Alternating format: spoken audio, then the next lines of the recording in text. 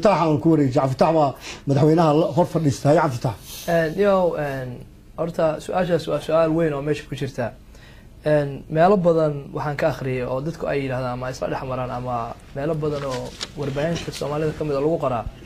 adduunka Soomaalida joogta waxay yiraahdaan waxa u horumarsan Soomaalida degan Minnesota dhinac kasta markaad eegtid run way noqon kartaa been way noqon kartaa Sheekh Shariif markii uu yimid wadankan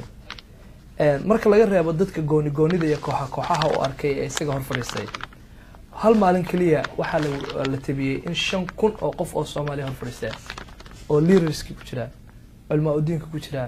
ardayda jaamacada ku jira hooyooyinka ku jira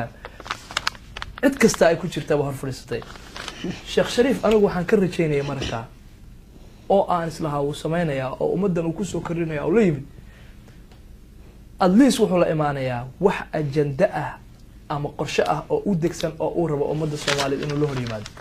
waayo haddii dadka Soomaalida ah degan Minnesota ay Sheekh Shariif 5,000 haday taageeri lahayd oo intuu wax ula yimaado waxaas ay fahmi lahaayeen oo ka dhaadhicin lahaa oo uu socotiin lahaa oo iyaguna ay la socotiin waxa qaba Soomaaliya wax badan laga qaban lahaa aad baa u maasantahay Cabdi Fataax marka waxaan u arkaa in aan wax u maaragtay la yimid booqashada ninka la yiraahdo Amiin Caamir waa farshaxan ka sameeya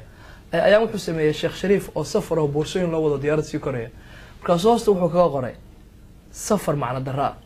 سفر معنا لآنا معناها exactly أبغى ما تفتح وقت يا لوير يا هاي فضل حين يقعد سنينا إن صوت جابس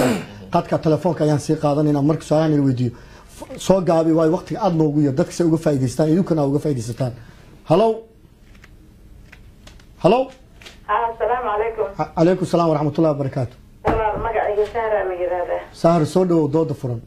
بعد ما سنتين رجينا انترتوالك أي وحجرتك أي هكا كان عندي يوجا كأكايو أنا واحد بدن إذا بكر إن ما لكن هذا قصة مالية بعمر أي وطن كيجي ما راح وين يجي بعد هذا يا أنا محوجا يجي إلى هذا إن شاء الله هي سؤال شاقبت ويدين كتاويل الشباب يرى قويان ما كنت ولا هيه ولا waxa weydiinay waxaan qof gobonimada ku soo barbaartay Soomaalnimada afar iyo kontonkii calankii u horeeyay Soomaaliya markii la saaray qof iskuul dhigato ardayda yar baan ahaa intii ka dambeysana walaalo maxaa dawladii Allah u naxariistay Aadan Cabdilaahi iyo Cabdirashiid oo baa igu dambeysay wadanka Cabdirashiid madaxweyne ka you can imagine ilmihi dibadda ku dhalay ayaa ilma dhaleen ayay ku noqday su'aashaad waa maxay hadda marka walaal su'aashaydu waxa weeye walaalo Sheekh Shariif waa maxay dambiga la saaraya ama madaxweyne kasta oo intii maalinka maanta laga soo bilaabo Cabdiqaas ilaa hadda kii saddexaad weeye madaxweynaha saddexaad Cabdilaahi baa u dhaxeeyay Sheekh Shariif bayna hadda haysanaa aad baa u maasantahay walaal wadankii oo dhan anigu Soomaaliya hadda yaraan ka imid niman shabaab la yiraahdo ayaa carradii qasaya shabaabkaas hal in loo helo mooyo waxaan qabaa anigu nin madaxweyne kasta yimaado inaan waxba ka qaban karin dalka aad baa u maasantahay walaal bal wardheere gabadhu waxay tiri dawladii hore ka soo sheekaysay adiguna waxa ka mid tahay mucaaradkii Cabdulaahi baa tahay hadda waxa tahay Shariifkii baa tahay marka gabadhu waxay sheegayso waa rune maxaa idin diiday inaad hatta Shariifka duu xun yahay ma la raaco la ogaado la sugo maxaad uga soo horjeesanaysid horta aad u mahadsantahay runta ana lafteena qiireyn ugu abuurtay hadalkeedii wanaagsanaa iyo qof system iyo nolol soo arkay bay ahayd ana mahad celinayna inay xasuusay dalkeena iyo dadkeeni annaga arintan inaan mucaarad noqono iskama aanan noqon lafteena 20 sano u dambeysay dalkeena burbur iyo dib iyo dagaal iyo balaaya la sameeyay marka nin walba yimaado wuxuu naga rabay hadda qabiil baan ugu sacbinay waxaan ugu sacbinay warloornimo ugu sacbinay diin baan ugu sacbinay meesha u dambeysaan marayna marka annaga waxaan rabnaa dad xor intaan noqono in anagu qofkii aan u aragno inuu fiican yahay inaan taageerno wali ma hayna marka cid aan taageerno waxaan ku taageerno horena waa uga hadalnay waxaan niri war dadka aan taageerayno Soomaalnimada u taageerayno qabyaalada naga daaya shakhsiyadiisa naga daaya wuxuu wata naga daaya aan ku ixtiraamno qofkan barnaamijka uu noo keeno annagu marka waxyaabaha hadda aan Shariif ku diidana waxay tahay nabad ma keenin system ma keenin wax ma keenin kaliya waxaan leenahay war waa ku taageeraynaa wax la imow warneer aad baa u maasantahay khadka aan sii qaadan hayo gabadha horta nasoo wacday Zahra aad baad u maasantahay Zahra anigu waxaan dhihi lahaa niman yahow maalin dhaweetoole Cabdulaahi baa ka soo horjeednay anaga oo dhanba no question waa la soconay maanta Shariif baa la doortay maanta waa kala leexateen marka su'aasha aniga idin weydiinaya waxay tahay ma waagi aan Cabdulaahi ka soo horjeednay ma jaga doonaan ahayn shariif ma hadda jagu noo diiday maxay tahay qurbaan degannahay nabad baan raadinaynaa ummadaas na daawanaysa ayaan rabnaa inaan mataqaanaa qof walbo noo yimaado inaan taakulayno oo wax u sameeyno dadkii wax bartay hadaanu nahay wardheerow ma shakhsi doonaan noo jaga doonaan noo sheega mar horta aad buu u fiican yahay discussionkaas waan jeclaan lahaa in horta mar gooniya soo gaar dadkeena taageerayaasha ahaa adiga yaasiin iyo dadkeena mucaaradka ahaa inaan meel isku aragno way fiicnaan lahayd laakiin hal kalmad baan walaalkay dareensiinayaa aniga adigu shalay waxaan diidanayn maamulka Cabdullaahi diid miya Cabdullaahi baan diidanayn ma Cabdullaahi ma diidanayn systemkan diidanayn hadda Shariif wax ma soo kordhinine Shariif Ethiopia waxay qabatay meesha la yiraahdo waxay qabsatay beledweyne ismaana imaanin ismaana arkin waxay sameysay mataqaana ii sheeg dad bay kala baxday ii sheegeen beledweyne dad bay ku laysay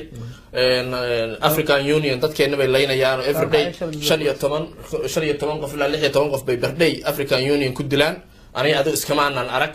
marka anagu waxaan raadinaynaa nin la yaqaano oo wuxuu doona ha sameeyee wuxuu doono intuu sameeyo ha laga aamusay idinkii ayaa ahaa liidarada oo noo yeeri jiray mar walba ka doodi jiray arrintaasi oo dheer sax sababta aad dadka intaad kulmisaan niman yahow Ethiopianka Ethiopia wadanka ma bixin Cabdullaahi markuu ka tagay at the same time Shariifku markuu yimidna wayba joogteen kama fogaan geesku bay ka deganeed aad baa ma santay laga raba in hawlahaas telefoonka dadka ayaa buuxa marka fadlan dood waxaan rabnaa dadka kale inay ka qayb qaataan qadka telefoonka ayaan qaadanayna halo assalaamu calaykum calaykum salaam haya walaal su'aasha qabto walaal su'aasha qawarta xeebahay maxaan lahaa gabadha hada oranaysay Soomaaliya nabadda ka jirto 6 bilood balbalay ku haysa ma garatay Soomaaliya nabadda ka jirto Soomaaliya inta la kala sanad ka jirto laakiin ninka Sheekh Shariif Al-Dooyo wuxuu yahay madaxweyne amaanaya Muqdisho iyo sports inuu naad meesha ka qaliyo markaas ka dhacay ma aragtay dadku ay hadli karaan taqaana sakallay waa kan dadka culimada ma aragtay ayuu caynaya wax ka sheegayo dhahay dad baa qarxiyeen intuu magaaladeena yimid buu dadkii gaaladii wuxuu ku dirayaa oo ku soo jeedinaya dadka culimada ahaa oo leeyahay masjidada laga support gareeyo kan baa lagu suubiyay marka aad baa uma santahay walaal aad baa uma santahay su'aasha kala qaadanayna halo haye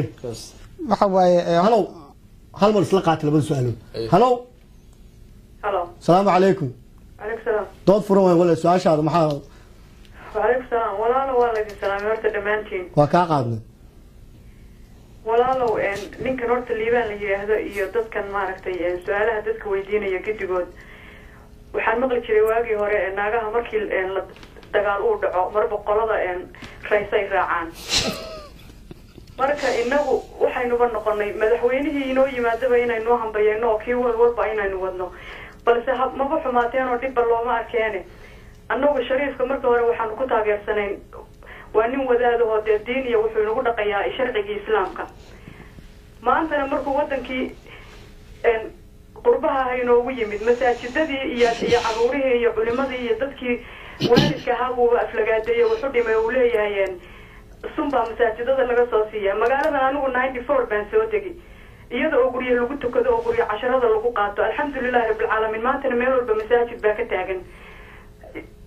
anigu waxaan aaminsanahay maanta inuu u yimid Minneapolis ama maxay ahayd wadankan Mareykanka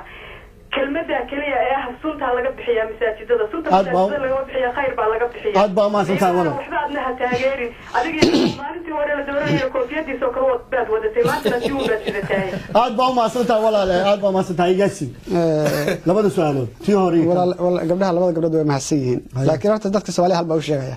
haddii su'aasha kooda lagu calcalinayo masaajidda ama ilmaha la xaday ama ilmaha la diray horta hadduu ilmaha Soomaaliyeed qof diray Sheekh Shariif baa number 1 ka kow isaga diray qodbada uu leeyahay ayaa Sheekh Shariif wuxuu leeyahay maalinkii oo wadanka maxarad u galeysay dadka muslimiinta waxa ku waajiba qof kasta oo muslim inuu maanta walaalihiisa Soomaaliya soo gurmado oo u dagaalamo dalka ka difaaco wuxuu ku sii jiraa wali wuxuu leeyahay waxa kamid ah detailkiisa ama sharaxaadkiisa waxa kamid ah qofka ugu horeeya kuwa Soomaalida waajib ku tahay kuwa ku xiga ila caalamka oo dhan oo dagaalka ka soo qayb galo allah hadii ilmaha Soomaaliya marsoota laga dagaalto Sheekh Shariif baa diray isaga taa maxkamad lagu saaro hadii qof loo qabsanayo number 1 saka qodbadiisa waa keenayna kilibka waa keenayna marxatigeeda waa haynaa waa kow mid labaad oo ah saashkooda gabdhaha sheegayaan horaan u sheegay waxa waay Shariif madax badan Soomaaliyeed baa soo martay Cabdiqaasim looma ogolaanin Cabdullaahi Yusuf looma ogolaanin walaa kida looma sababta Sheekh Shariif maanta Minnesota loo keenay la isuguna loo media marka isugu leeyahay araga masaajida daraag baa lagu bixiyaa iyo dadka laga rakuro garaa ujeedada intaas ahayd waana la gaaray